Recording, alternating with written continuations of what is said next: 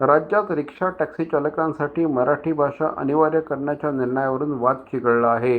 अमराठी रिक्षा चालकांनी संपाचा इशारा दिला असताना मनसे नेते अविनाश जाधव यांनी त्यांच्या दाव्यावर प्रश्नचिन्ह उपस्थित केलं. 15 लाख रिक्षाचालक संपावर जाणार हा दावा खोटा असल्याचं त्यांनी म्हटलं आहे. तसंच संप करा किंवा परत जा असा इशारा देखील त्यांनी दिला. सरकारकडून चालकांच्या मराठी ज्ञानाची तपासणी सुरू असून बोलता आणि समजता येणं आवश्यक असणार आहे.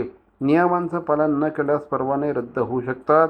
या निर्णयामुळे राज्यात वातावरण तापलं असून पुढील काही दिवसात संघर्ष वाढण्याची शक्यता आहे. लायसन्स ज्या वेळेला आपण ट्रान्सपोर्टचं लायसन्स घेतो त्यावेळेला तुम्हाला मराठी येणं सक्तीचंच आहे किंवा तुम्ही 15 वर्षाचा वास्तव्याचा दाखला घेता जे तुम्हाला लायसन्ससाठी आणि परमिटसाठी गरजेचं असतं, त्यात देखील त्याचा उल्लेख आहे.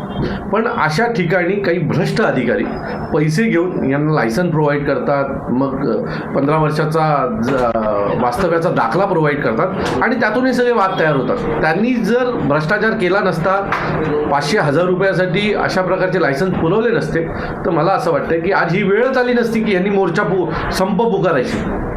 पण मी खात्रीने सांगतो, जर आम्हाला दात दाखवले, आम्हाला डोळे दाखवण्याचा प्रयत्न केला तर तुमचे डोळे हे जागेवर न ठेवता आम्ही आमच्या पद्धतीने करू. कारण एक महाराष्ट्रामध्ये जर तुम्ही राहत आहे आणि तुम्हाला मराठी येत नाही आणि मराठी येत नाही, मराठी बोलणार नाही म्हणून तुम्ही संपावर जाणार असाल तर ते महाराष्ट्र नवनिर्माण सेना खपवून घेणार नाही.